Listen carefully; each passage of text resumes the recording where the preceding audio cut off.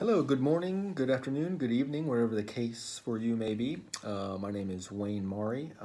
This is the oral midterm exam for my Psych 516 class I'm taking at Liberty University. So we'll just get right into it. First question is, how have recent historical events affected the course of research in organizational psychology? And then give an example of an event and the resulting outcome. So IO gets its roots from a variety of disciplines and philosophies dating back really to biblical times.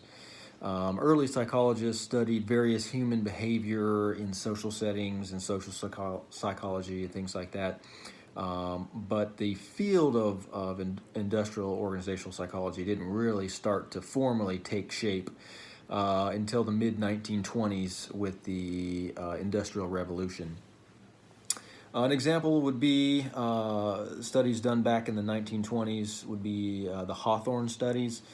This is where the Western Electric Company collaborated with researchers from Harvard University. And they basically looked at the impact of various environmental factors on overall employee productivity. Those were kind of the foundational studies that kind of launched the field. But another big event obviously had effect on a lot of things, but World War II did affect IO Psych as well. So researchers began looking a lot at women in the workplace as the men were going off to war. Women were taking their places, and in large numbers that hadn't happened in the Western civilization before. So a lot of research was going on to look at that. As well as with the war itself, there was a lot of studies revolving around leadership and troop morale, basically designed to figure out how to have an efficient military force. I do want to note also some recent research, though. So nowadays, retirement is a big part of IO research because the growing aging population, we're living longer, and so the retired population is getting a lot bigger. So that can affect organizations and really culture and society as well. So there's a fair amount of research with that. And then, of course, with the globalization of communications technologies, I can pick up a cell phone and call somebody in China, but that's really leading to increased competition. So now, instead of the lamp store on the corner having to compete with possibly another lamp store opening up, they compete with the big retailers and all the online retailers as well, Amazon, Walmart.com, Target, Best Buy, everybody in the business pretty much has an online store now. And so basically that means people are competing globally in everything they do now. So we'll just roll to the next question here. Describe the socialization process for graduate students in your program. Is the program successful in socializing newcomers and creating job embeddedness? So first, I'll just explain a little bit about socialization. Socialization is the formal and informal processes that newcomers go through in an organization. It's the process at which the newcomer or the outsider becomes the insider and begins to feel a part of the team. They identify with the organization, and the organization can identify with them. So there's a lot of things with that and to that. But in 2007, there was a meta-analysis done by Bauer et al. And they found that overall employee socialization had positive relationship with role clarity, social acceptance, job performance, and satisfaction, and organizational commitment. So basically what that means is the socialization of a newcomer is very important. It has a big impact on the organization itself. My experiences with my program are a little bit mixed. Obviously, I am a full-time working person. I have a family, and the program I'm going through is entirely online, 100%. So even though there are some efforts for formalized socialization, introduction discussion boards, emails and updates from the instructors, people guiding you through the registration processes. Those are all good, and I would say that the program, I'm happy with the program, happy with Liberty, but it's about as successful as it can be without having that brick and mortar contact with other people in a physical place. So I think it's about as successful as it can be. Next question is, how can an organization reduce or prevent work-family conflict? So obviously organization is 50% of the equation between the work and family conflict that might take place. But it basically comes down to organizational support. Formal policies in place like family leave, family-centered events, people hosting those type of things, flexibility in schedule, being able to work from home when needed, being able to take a sick day for a sick dependent, things like that. Those are things that where the organization can present some support for the family, for the employee and their family. But it goes a little bit deeper than that. So studies by Allen in 2001 and Psyc et al. In 2011 show that formal policies only work to reduce this conflict to the extent that the employees view the organization as family friendly. So if there's not a culture of using the benefits, or if there's other factors in play where the employee just doesn't find that organization particularly family friendly, that's going to make a big impact on the actual work-family conflict that happens between the employee and the workplace. So next question, imagine that you have been asked to develop a performance assessment program for employee development. What techniques could you use to adequately evaluate employee performance as comprehensively as possible? And think of Murphy's List. So first, defining job performance can be a bit complicated. All behaviors that employees engage in at work are considered job performance. But the thing is with that is there are many behaviors that occur at work that aren't necessarily job related, and then other behaviors are job related in that they fit the organizational goals, but it's not technically in the job description. So from a research perspective, it can be a little bit difficult really defining and narrowing down what exactly job performance is as defined in that particular role. But many models of this job performance exist. There's Campbell's models and others, but due to the question, we'll focus in on the Murphy's model.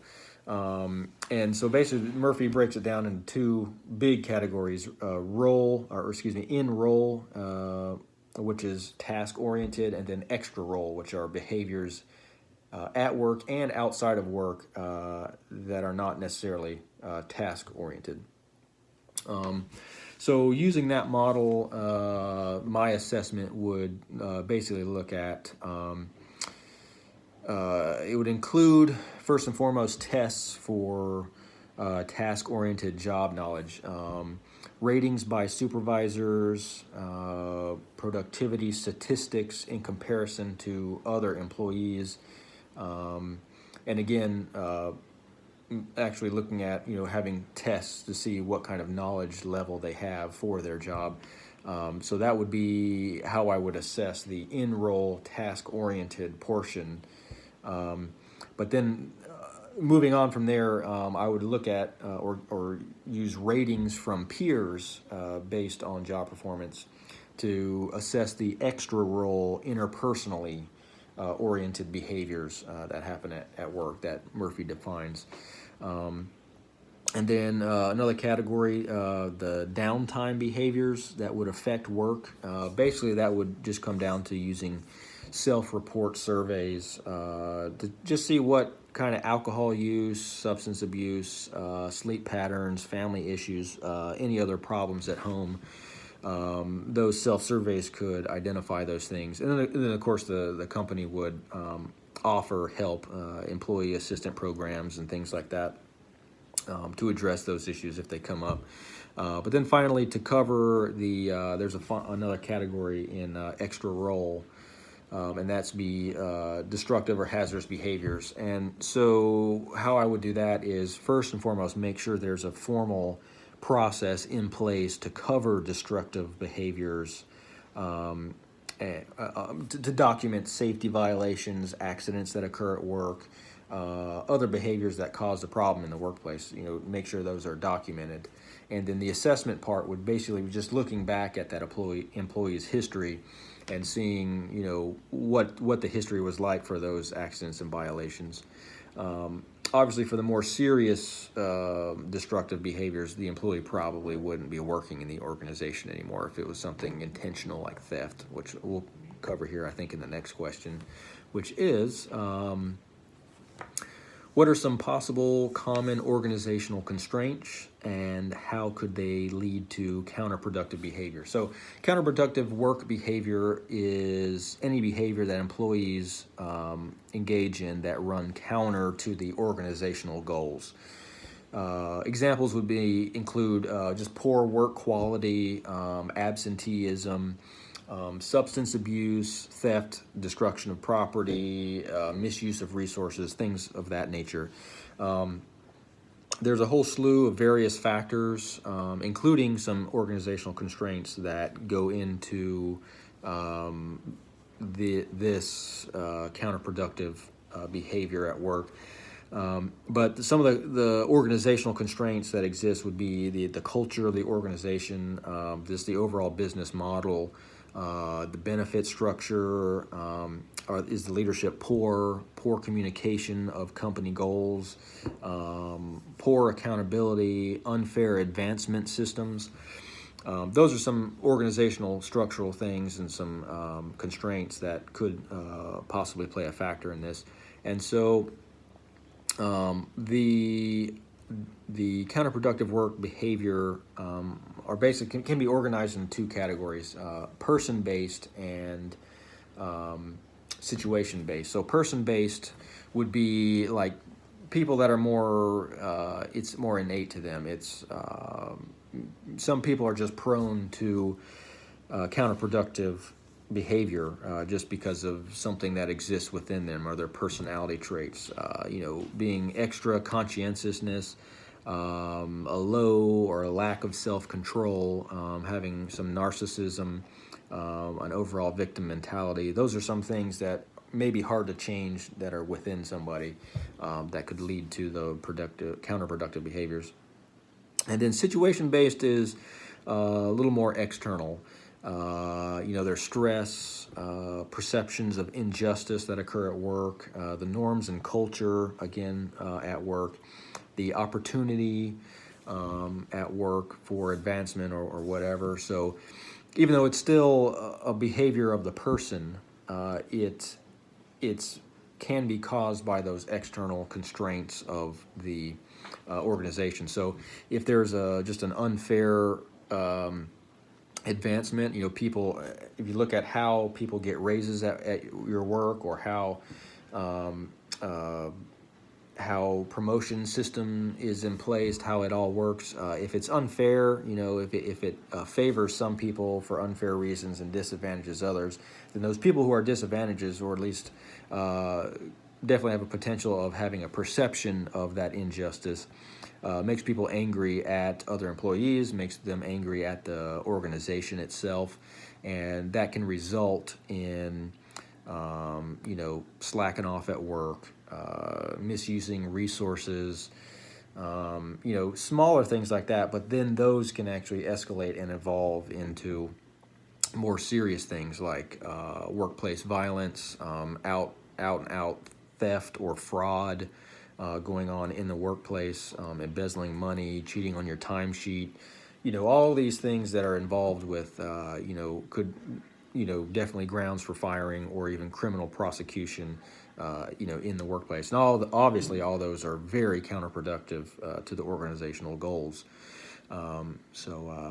That's I think that's all I have to say about that, as Forrest Gump might say. But anyway, I think that was the last question. So I hope this video finds you blessed in wherever you are, and we'll see you on the next one. Thanks very much. Take care. Bye-bye.